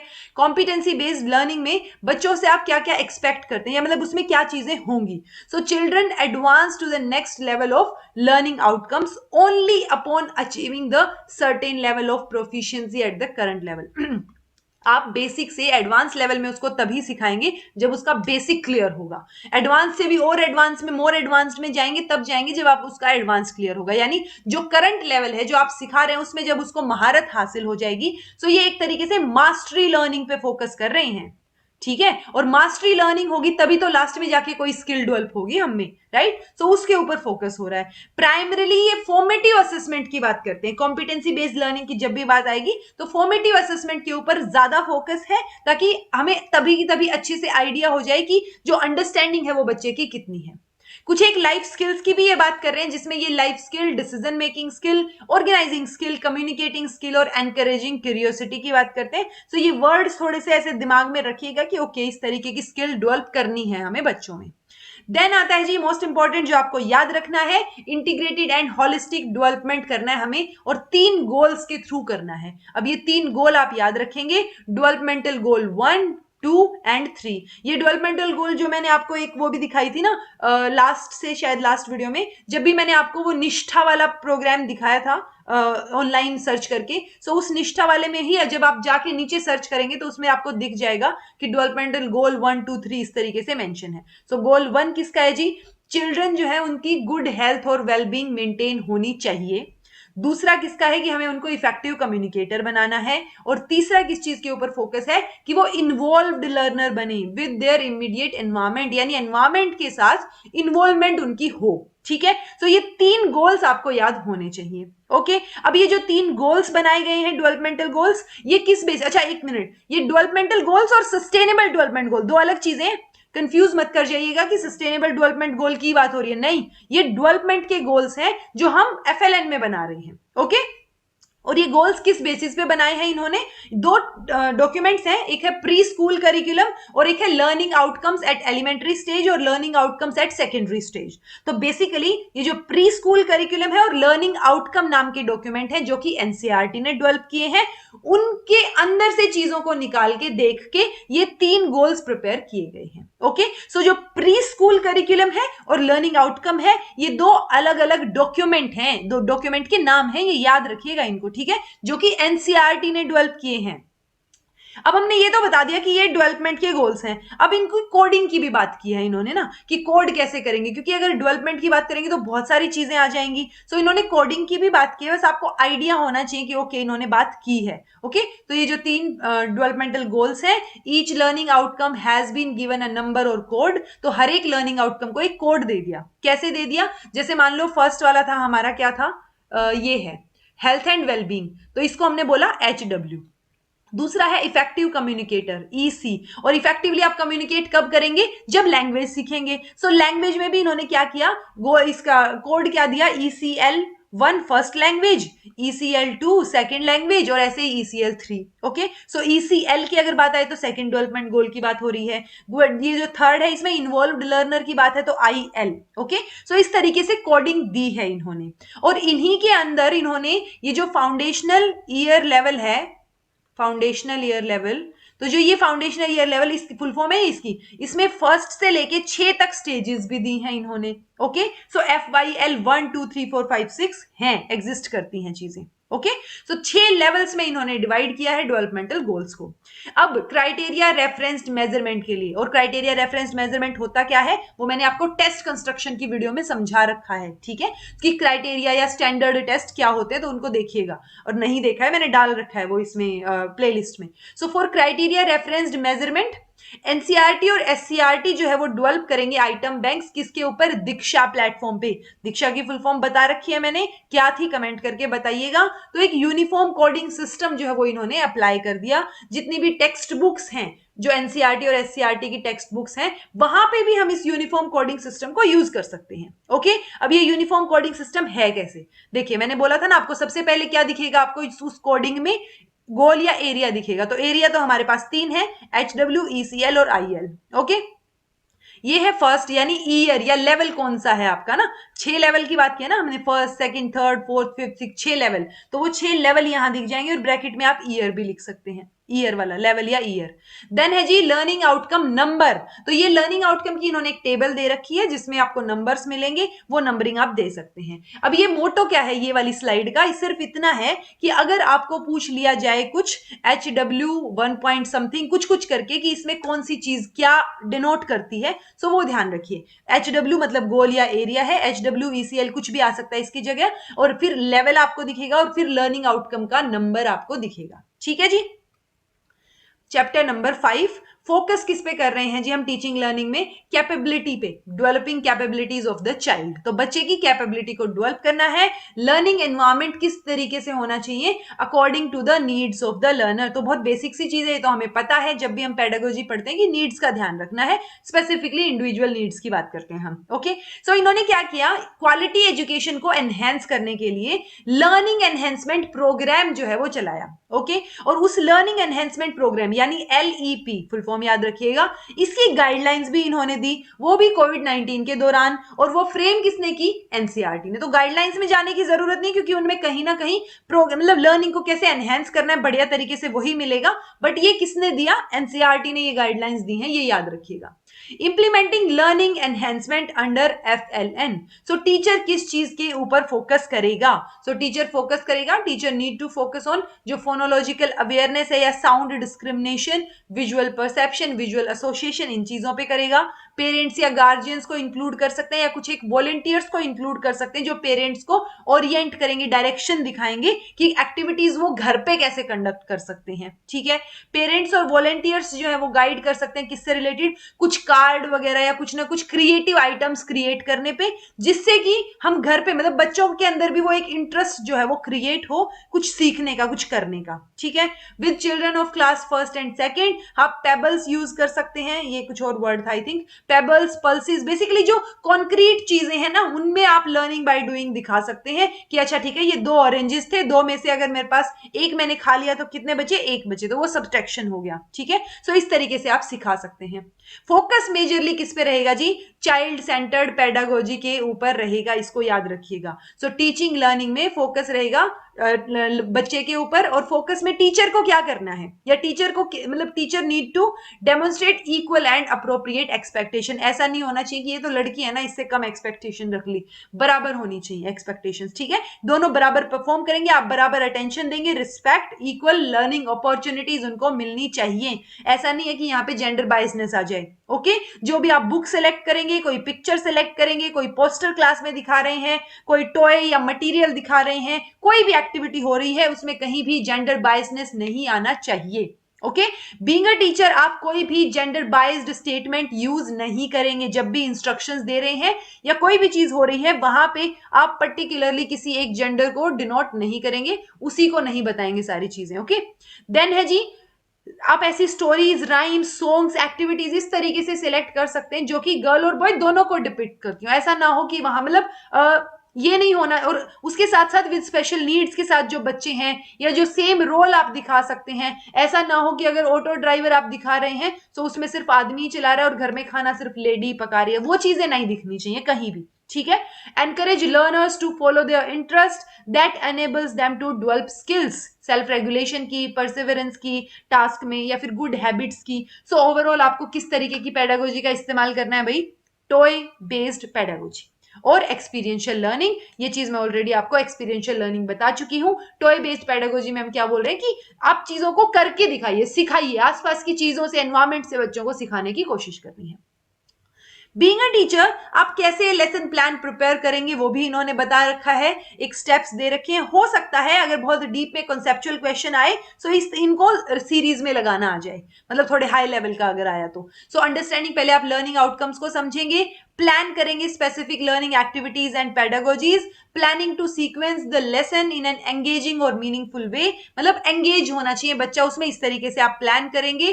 फिर आप असेस कैसे करेंगे बच्चे की अंडरस्टैंडिंग को, उसको प्लान करेंगे। तो ये सारे पार्ट प्लानिंग के हैं। एक रियलिस्टिक टाइमलाइन आप डेवलप करेंगे, जो हम बोल रहे थे ना कि कैसे हम कैलेंडर को और उन चीजों को स्ट्रेंथ की तरह यूज कर सकते हैं, तो वो एक रियलिस्टिक टाइमलाइन डेवलप करने में हम उनको यूज कर सकते हैं। Planning for a lesson closure, कैसे आप लेसन क्लोज करेंगे, फिर आप वो लेसन प्लान बस शेयर करेंगे बच्चों के साथ एंगेज करके, एंड देन आप अपने डिलीवर्ड जो रिफ्लेक्शन, मतलब आपने जो लेसन डिलीवर कर दिया, समझा दिया, उसके ऊपर रिफ्लेक्ट बैक करेंगे। ओके, अगर लेसन को रिवीजन की जरूरत है तो उसको वापस से रिवाइज करवाइए, जो लेसन प्लान है आपका उसको रिवाइज कीजिए और वापस से वो चीज समझाइए। ठीक है, ये लेसन प्लान की स्ट्रेटेजी स्टेप्स हैं। छठा चैप्टर है जी लर्निंग असेसमेंट का। सो लर्निंग की असेसमेंट आप कैसे करेंगे? सो इसमें हम फोकस किस पे दे रहे हैं, जो हमने अभी तक पढ़ा था ना, चाहे वो मेंटल हेल्थ में पढ़ा हो, हमने डाइवर्स नीड्स में भी पढ़ा था कि हमें अर्ली आइडेंटिफाई करना है, यानी कि लर्निंग गैप अगर आ रहा है सो हमें आइडेंटिफिकेशन उसमें अर्ली होनी चाहिए। ऐसा ना हो कि बच्चा 3rd क्लास में 4th क्लास में पहुंच गया तब हमें समझ आ रहा है कि इसको तो पढ़ना भी नहीं आ रहा।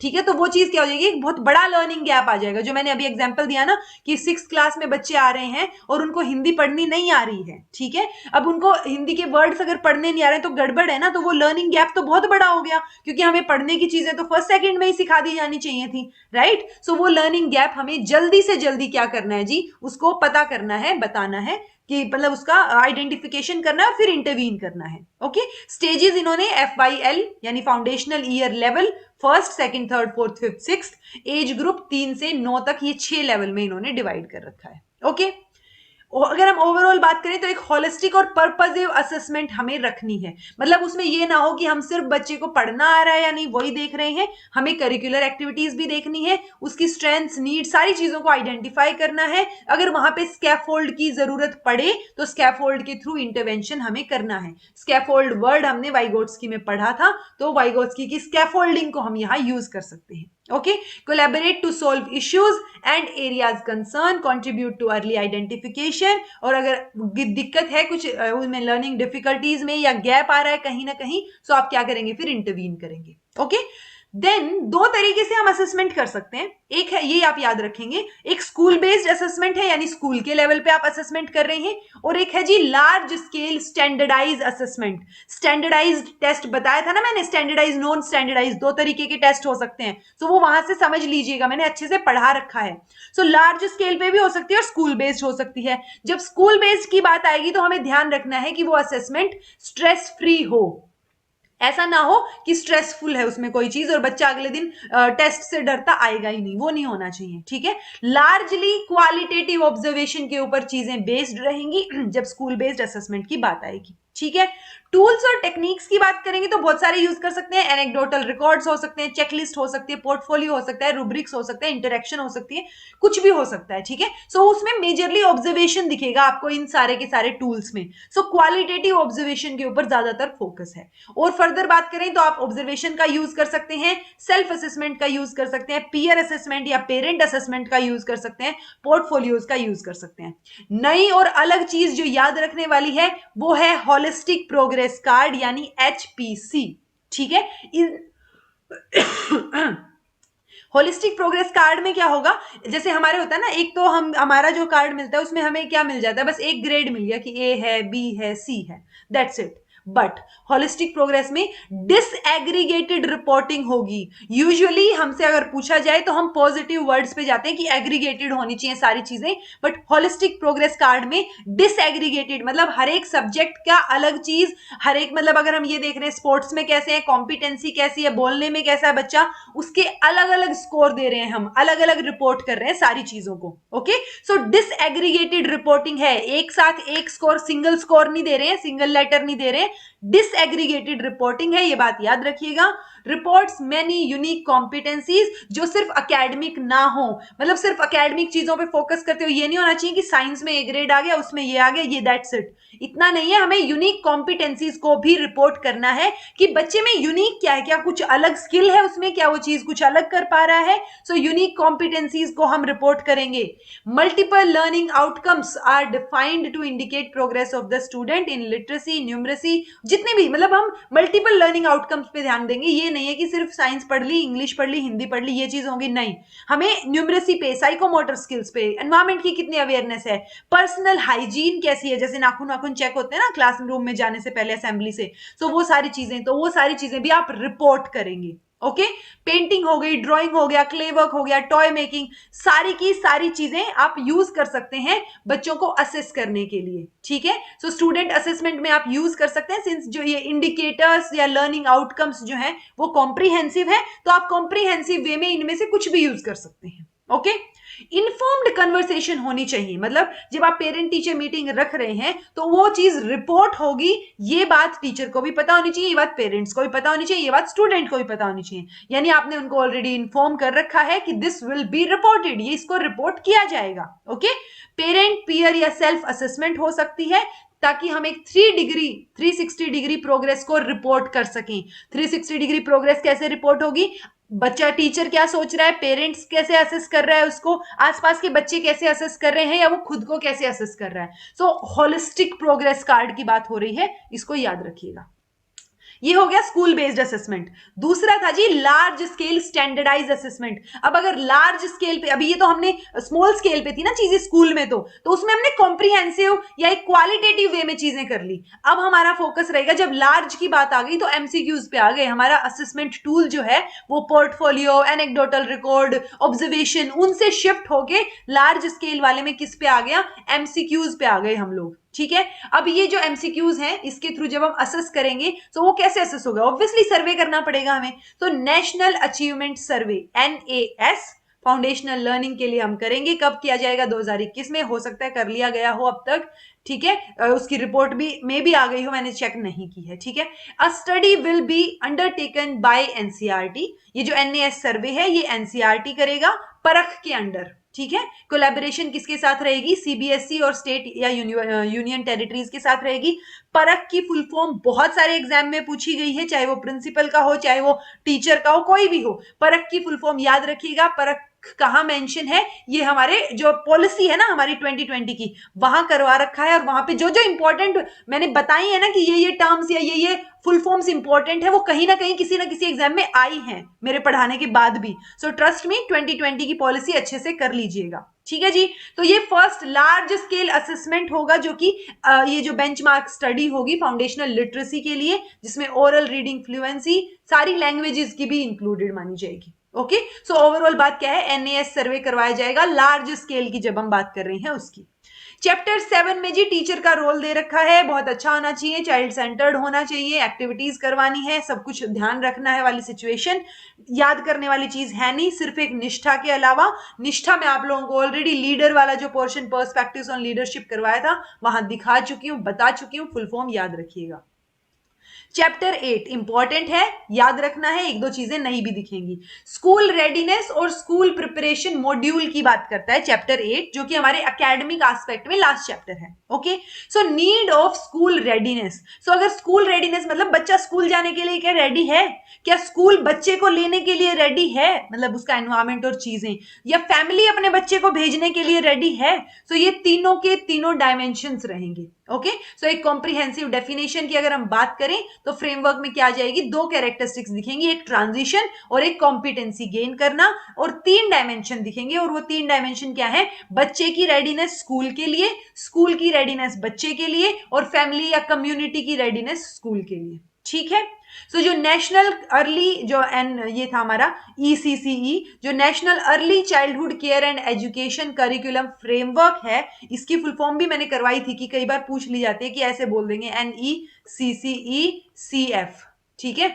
सो इस तरीके से पूछ लिया जाएगा, बहुत बड़ा देख के आप घबरा जाएंगे, तो वो चीजें नहीं होनी चाहिए, इसलिए आपको जरूरी है कि आप जो है NEP करके जाएं, ठीक है। सो ये जो फ्रेमवर्क है ये किसने लाया भाई? ये डेवलप किया ministry of women and child development ने। कई बार हम सोचते हैं कि एजुकेशन का है ना, तो एजुकेशन का तो एनसीईआरटी या किसी ने डेवलप किया होगा, बट नहीं।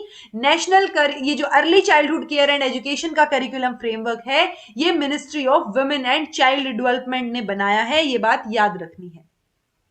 एनईपी में दो चीजें मेंशन है, एक है universal provisioning of quality ECCE, और एक है school preparation module SPM। Okay, so ये दोनों चीजें आपको पता होनी चाहिए। जब हम यूनिवर्सल प्रोविजनिंग की बात कर रहे हैं, सो हम ये बोल रहे हैं कि जो अर्ली चाइल्डहुड केयर और एजुकेशन है वो मतलब 2030 तक जो है अचीव हो जानी चाहिए, ये बात की थी हमने, ठीक है। उसके अंदर फिर हमने बात की थी FLN वगैरह का अलग टारगेट्स थे। सो हमें क्या करना है कि सारे के सारे बच्चे जो है ग्रेड 1 में एंटर होने के लिए रेडी होने चाहिए, ठीक है। अब उनको रेडी करने के लिए, फर्स्ट क्लास में रेडी करने के लिए हमारे पास हमने क्या लेके आए? हम एक प्रिपरेटरी क्लास लेके आए, ठीक है। यानी हम यूजुअली बोलते हैं ना 6 साल पे बच्चे को एडमिट कराना है, 5 या 6 पे, तो वो 5 से पहले हमारे पास एक प्रिपरेटरी स्टेज लेके आए, प्रिपरेटरी क्लास लेके आए, जिसको हम बाल वाटिका बोल रहे हैं, जो मैंने NEP 2020 में पढ़ाया था। ओके, सो वो क्या है जी? एक ECCE क्वालिफाइड टीचर ही आपको पढ़ाएगा। ओके, बाकी हर एक क्लास में, मतलब हर एक क्लास में जाने से पहले ग्रेड 1 में जब बच्चा जा रहा है, तो उसको 3 महीने का, यानी ये देखिए यहाँ पे मेंशन है, मेरा पेन रुक गया है, एक सेकेंड। सो 3 month play based school preparation module जो है वो बच्चे का होना चाहिए। सो ये चीज हमसे बोली गई है, ठीक है। सो इसका हमें ध्यान रखना है कि स्कूल प्रिपरेशन मॉड्यूल में आपसे पूछा जा रहा है, सो या तो 3 मंथ की बात आएगी कहीं मेंशन हो तो, अगर 3 मंथ मेंशन नहीं है सो 12 वीक्स का कोर्स, 12 वीक्स के कोर्स की बात की जाएगी। ओके, तो स्कूल प्रिपरेशन मॉड्यूल मतलब स्कूल में जाने के लिए प्रिपेयर किया जा रहा है। ओके, सो ऐसा ना हो कि बच्चा रेडी नहीं है और हमने उसको फर्स्ट क्लास में डाल दिया। सो हम उसको रेडी कर रहे हैं पहले, और वो रेडी करने के लिए एक मैकेनिज्म इन्होंने क्या दिया? स्कूल प्रिपरेशन मॉड्यूल, जो कि NEP ने सजेस्ट किया, जिसमें 3 महीने की प्ले बेस्ड स्कूलिंग की बात की गई है, जिसमें ये जो या तो 3 महीने या फिर कहीं कहीं आपको 12 वीक्स भी मिल जाएगा। ओके, सो ये चीज एनईपी ने रेकमेंड की है, 3 month based school preparation module, किसके लिए? सभी ग्रेड 1 के स्टूडेंट्स के लिए। कहा कौन करेगा ये? एनसीईआरटी। एनसीईआरटी इसको डेवलप करेगा।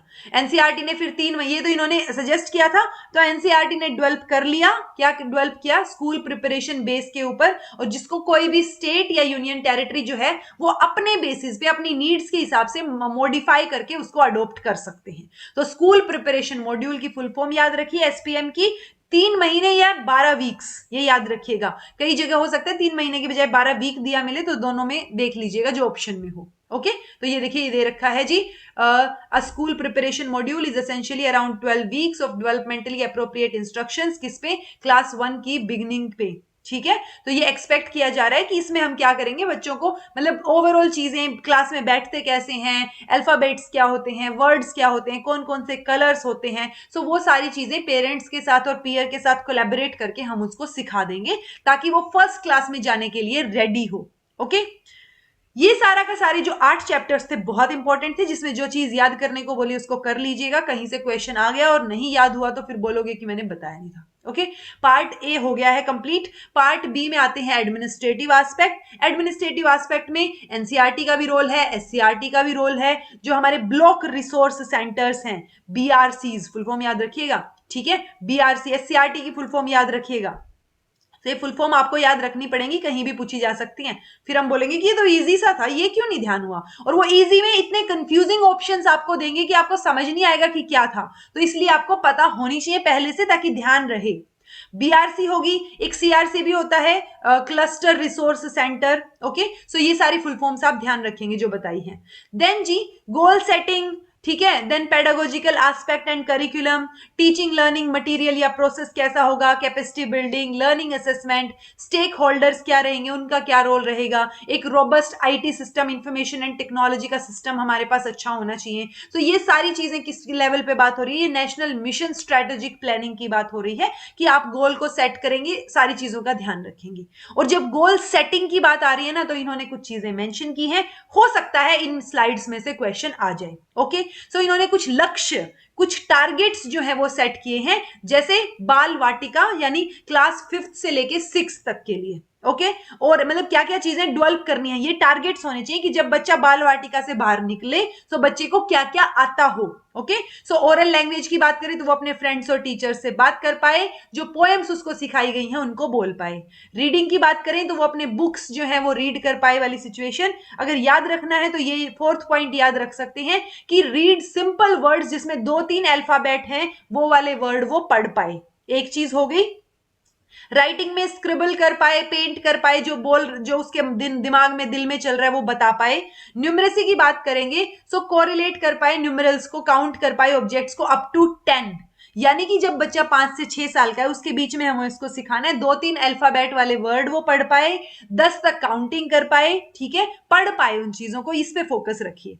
दूसरा, अगर हम 6 से 7 साल की देखेंगे तो उसमें भी थोड़ा सा एडवांस आ जाएगा। वहां पे 2 से 3 वर्ड्स बोल रहे थे, यहाँ पे 4 से 5 सिंपल वर्ड्स जो हैं वो उनको रीड कर पाए। काउंटिंग 20 तक काउंटिंग हो जाएगी, वहां 10 तक थी। रीड और राइट कर पाए नंबर्स को 99 तक। तो ये 2-3 चीजें आप याद रखिए। कई बार नंबर पूछ लिया जाता है कि अगर बच्चा जो है वो क्लास 1st में है तो हमारा टारगेट क्या रहेगा, तो कितने तक काउंट जो है वो ऑब्जेक्ट कर पाए, तो वो 10 तक काउंट कर पाए, 20 तक काउंट कर पाए। तो इस तरीके के बिल्कुल हमें ऐसे लगेगा कि ये कैसा क्वेश्चन पूछ लिया, तो वैसे क्वेश्चन पूछे जाते हैं बहुत बार एग्जाम में। तो ये पढ़ लीजिएगा, दोनों पॉइंट्स याद कर लीजिएगा।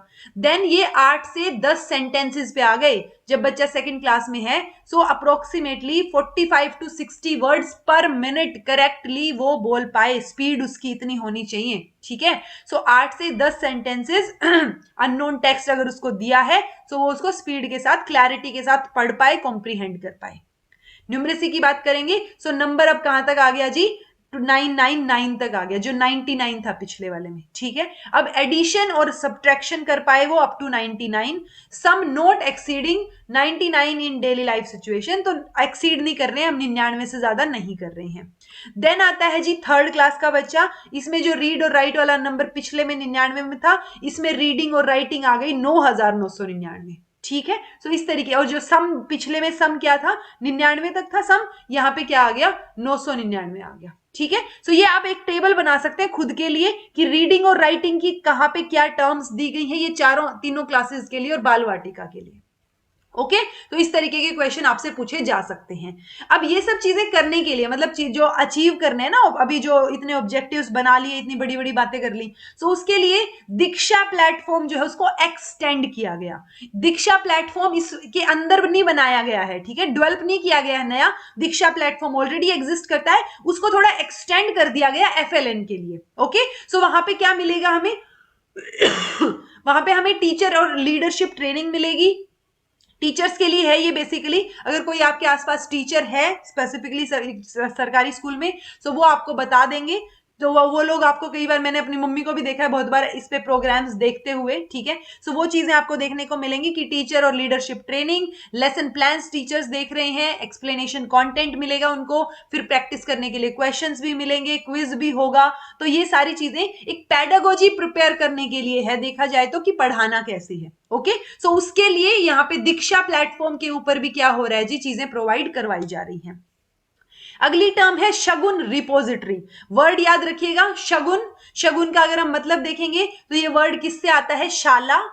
शाला मतलब स्कूल, और गुणवत्ता, श और गुण ना, शाला और गुणवत्ता से आया है, गुणवत्ता मतलब क्वालिटी। तो स्कूल लेवल पे अगर मान लो मैं एक स्कूल में पढ़ा रही हूँ और मेरे स्कूल ने बहुत अच्छा कुछ काम किया है, कुछ नई चीज अप्लाई करके देखी है, इनोवेटिव कुछ सक्सेसफुल मॉडल हम लेके आए हैं बच्चों के लिए, और वो चीज हमारी सक्सेसफुल हुई है, तो हम क्या करेंगे उस मॉडल को कि हमने ये किया और ये बेनिफिट्स हुए, हमने शगुन रिपोजिटरी पे डाल दिया। तो शगुन रिपोजिटरी क्या है, एक डिजिटल प्लेटफॉर्म है, ऑनलाइन प्लेटफॉर्म है, जहां पे जाके हम देख सकते हैं कि किसी स्टेट में, किसी यूनियन टेरिटरी में किसी ने कुछ अलग डाइवर्स सर्कमस्टांसेस में कोई नया मॉडल, कोई नई चीज ट्राई करके देखी है और वो सक्सेसफुल रही हो, तो वो यहाँ पे आपको अलग अलग इनिशिएटिव्स मिल जाएंगे जी, जहां से आपको आइडिया हो सके, अगर आपको उसको कॉपी करना है तो आप रेप्लीकेट कर पाए अपने लेवल पे।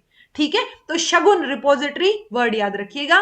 बेस्ट प्रैक्टिसेस जो है फाउंडेशनल लर्निंग की, वो यहां आपको मिल जाएंगी, मतलब किसी ने कुछ इमेज डाल दी, केस स्टडी की हो, गुड क्वालिटी वीडियोस हो कि हमने ये इस तरीके से पढ़ाया, तो वो सारी चीजें आपको ये शगुन रिपोजिटरी पे मिल जाएंगी।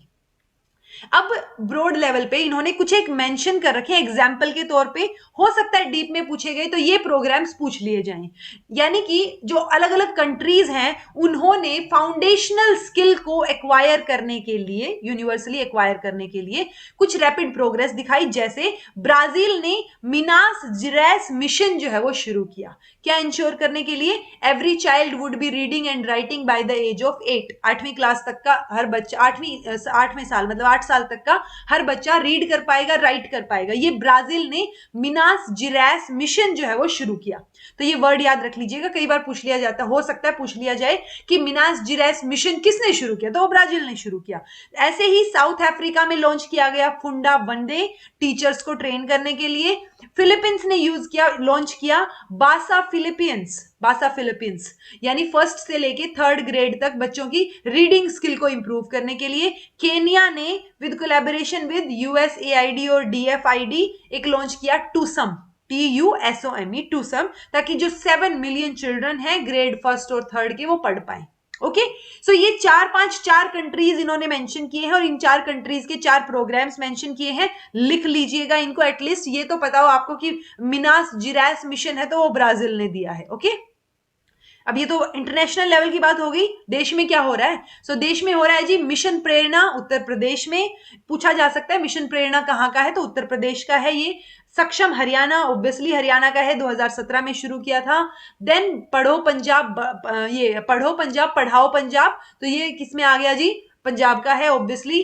Then mother tongue based multilingual program MLE, ये ओडिशा का है, 2005 में हुआ था। ठीक है, यानी कि 70,000 children across 1500 schools in 21 tribal languages. So सबको मल्टीलिंगुअल लैंग्वेज आनी चाहिए, mother tongue based multilingual education. Then है गणिता कलिका आंदोलन, ठीक है, सो GKA, ये कर्नाटका ने शुरू किया। सो आप इतना याद रख लीजिए एटलीस्ट कि किसने कौन सा शुरू किया। ठीक है, यानी गणिता कलिका आंदोलन बोला जाए तो आपको पता हो कर्नाटक है। ओके ये पंजाब और हरियाणा वाले में तो सीधा नाम ही आ गया, तो ये तो पूछने के चांसेस वैसे ही कम हो गए। सो मिशन प्रेरणा यूपी हो गया और ये ओडिशा का मिशन हो गया।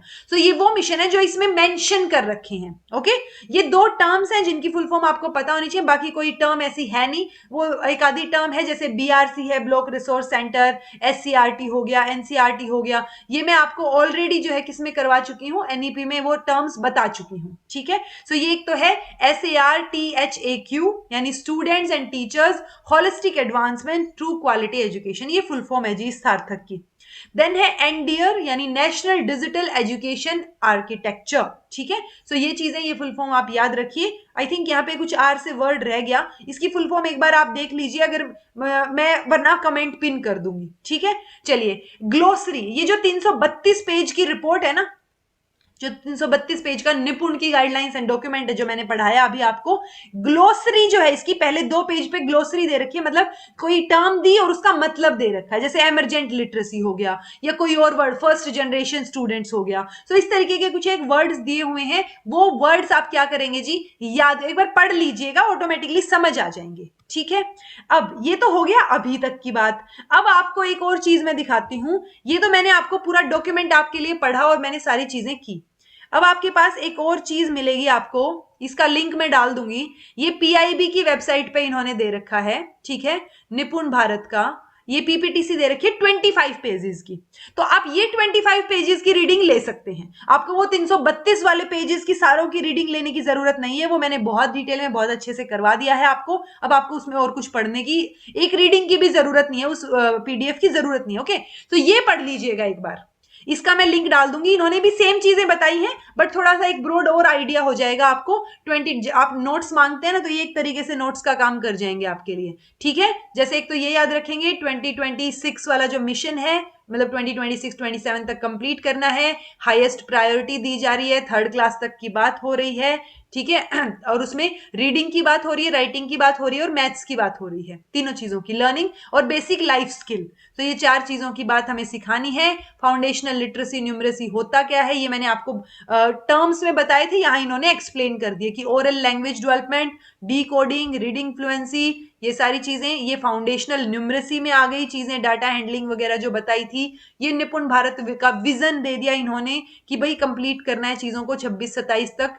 देन इन्होंने ऑब्जेक्टिव्स दे दिए मिशन के कि आपको बेसिकली ऑब्जेक्टिव्स में आपको कहीं ना कहीं यही चीजें देखने को मिलेंगी कि बच्चों में ये सारी चीजें डेवलप करनी है। ओके सबको एक्टिवली एंगेज करना है। ये एकेडमिक अप्रोच आ गए तो हमें होलिस्टिक अप्रोच की तरफ जाना है, जिसमें ये जो 3 डेवलपमेंटल गोल्स आ गए हमारे, जो मैंने आपको करवा दिए। ये लक्ष्य, जो लक्ष्य मतलब जो टारगेट्स मैंने दिखाए थे ना आपको 3 स्लाइड्स में, तो उन 3 में से जो समअप मैं आपको करने को कह रही थी वो समअप इन्होंने करके दे दिया। बाल वाटिका में ये क्या है, 10 तक गिनती बच्चा पढ़ पाए। ग्रेड 1 की बात कर रहे हैं तो वो 99 तक लिख और पढ़ पाए, फिर 999 तक लिख और पढ़ पाए, ये 9999। तो ये जो नोट्स वाला काम था आपका वो ये लक्ष्य वाला स्लाइड से हो जाएगा। लर्निंग असेसमेंट की बात की गई है, जो मैंने 2 चीजें आपको बताई, एक स्कूल बेस्ड असेसमेंट और एक large scale standardise assessment. Okay then pedagogy बताई गई है for creating an inclusive classroom, ये भी मैंने आपको बता दी कि स्टोरी टेलिंग हो, प्ले बेस्ड हो, टॉय बेस्ड हो, चाइल्ड सेंटर्ड होनी चाहिए, वो हो गया। देन टीचर्स को कैसे आप एम्पावर करेंगे, FLN निष्ठा। ठीक है निष्ठा वाला प्रोग्राम पूरा बता चुकी हूँ पिछले उसमें, ये निष्ठा यहाँ पे integrated teacher training for change समग्र शिक्षा अभियान के वहां दिख जाएगा आपकी इनकी वेबसाइट के ऊपर। सो ये नेशनल इनिशिएटिव किसके लिए, स्कूल हेड और टीचर की होलिस्टिक एडवांसमेंट के लिए। ठीक है निष्ठा की फुल फॉर्म याद रखिए। Then literacy content, numeracy content की बात कर रखी है कि कैसे आप चीजों को असेस कर सकते हैं दीक्षा को यूज करके। तो दीक्षा टीचर्स को एनेबल करती है प्रोफेशनल डेवलपमेंट करने के लिए। देन SPM आ गया, स्कूल प्रिपरेशन मॉड्यूल आ गया, जिसमें ये बता दिया कि 85% ब्रेन का विकास जो है वो 6 साल से पहले हो जाएगा। 3 मंथ्स का, या फिर SPM एसेंशियली क्या होगा 12 वीक्स का होगा। सो 12 वीक्स या 3 मंथ, 2 चीजें आपको देखनी है अगर क्वेश्चन में कहीं मिले। एडमिनिस्ट्रेटिव अप्रोच की बात करें, 5 टायर्स इंप्लीमेंटेशन होगा, बता चुकी हूं आपको। ठीक है देन रोल और जो बाकी स्टेक होल्डर्स का क्या रोल रहेगा, तो ये आप यहां से देख सकते हैं कि हाँ सबको ध्यान रखना है, मैपिंग करनी है, ट्रेनिंग होनी चाहिए, जो SMC स्कूल मैनेजमेंट कमेटी के मेंबर्स हैं वो इन सब चीजों का ध्यान रखें वगैरह वगैरह। तो एक सक्सेसफुल चीजों को बनाने के लिए, मतलब एक बच्चे को बड़ा करने के लिए, रेज करने के लिए एक विलेज की जरूरत पड़ती है। That means teachers, parents, community, local bodies, सब लोगों की अहमियत बहुत है। तो वो सारे के सारे स्टेक होल्डर्स जो हैं वो बहुत वैल्यूएबल हैं, ये चीज इसमें बता रखी है। कम्युनिटी की इन्वॉल्वमेंट होनी चाहिए, लोकल पंचायत उनकी भी इन्वॉल्वमेंट हो सकती है। तो बहुत शॉर्ट में दे रखा है एकेडमिक वाला पार्ट यहाँ पे। ये देखिए एनडीआर वाला जो मैं आपको बता रही थी, एनडीईएआर, ठीक है, यहां पे भी ये चीज मेंशन की गई है, तो आपको पता होनी चाहिए इसकी फुल फॉर्म। देन है इम्पैक्ट क्या रहेगा एफएलएन मिशन का। सो एक्टिविटी बेस्ड लर्निंग पे एम्फेसिस रहेगा, आप असेसमेंट करेंगे, आउटकम्स, लर्निंग्स, तो वो सारी चीजें यहाँ पे इन्होंने कंबाइन कर दी। And this was all about today. तो ये हो गया, थैंक यू, ठीक है। सो जितनी भी देर की ये वीडियो बनी है इसको देख लीजिएगा पूरी को। आई होप आपने अब तक देखी होगी, समझ आई हो तो कमेंट करके बताइएगा। ये 25 पेजेस वाली जो स्लाइड है ये आप एक बार रीडिंग ले सकते हैं आपका मन हो तो, अदरवाइज आपने मेरे वाली से नोट्स बना ही लिए होंगे, जो जो चीजें, जो जो पॉइंट्स मैंने आपको याद करने को बोला है, ठीक है। सो आपको बड़े वाली पीडीएफ, जो ओरिजिनल पीडीएफ है, उसको पढ़ने की जरूरत नहीं है। बहुत मेहनत करके आप लोगों के लिए बनाया है। चाहे ये भी है, ये टैगलाइन है इसकी, यहाँ पे मोटो या टैगलाइन लगा लीजिए, निपुण भारत का सपना, सब बच्चे समझे भाषा और गणना। Okay, so foundational literacy and numeracy, ministry of education, किसके अंदर, निपुण भारत। ओके, चलिए जी, ये निपुण भारत पूरा हो गया है। कुछ समझ नहीं आया हो तो कमेंट करके पूछ लीजिएगा। इनकलकेट लर्निंग को लाइक, शेयर, सब्सक्राइब कर दीजिएगा। अभी 4 बजे जो है लाइव क्लास होगी, जो कुछ एक 52 क्वेश्चंस है मुझे प्रीवियस ईयर के जहां से भी मिले हैं केवीएस के, वो करवाऊंगी। कोशिश कीजिएगा लाइव क्लास आप अटेंड कर पाए, ताकि अगर कोई कंफ्यूजन हो तो आपका क्लियर हो जाए। क्वेश्चंस कैसे सोल्व करने हैं उसका तरीका भी आपको क्वेश्चंस देख के समझ आ जाएगा, ठीक है जी। सो मिलते हैं लाइव क्लास में। एक स्कूल वाला जो एक छोटा सा पोर्शन रहता है करिकुलम वाला, वो मैं करवा दूंगी, डाल दूंगी आज ही video. This was all about today. Thank you so much for watching. Be happy, keep smiling, be consistent in your studies and all the best for your exams.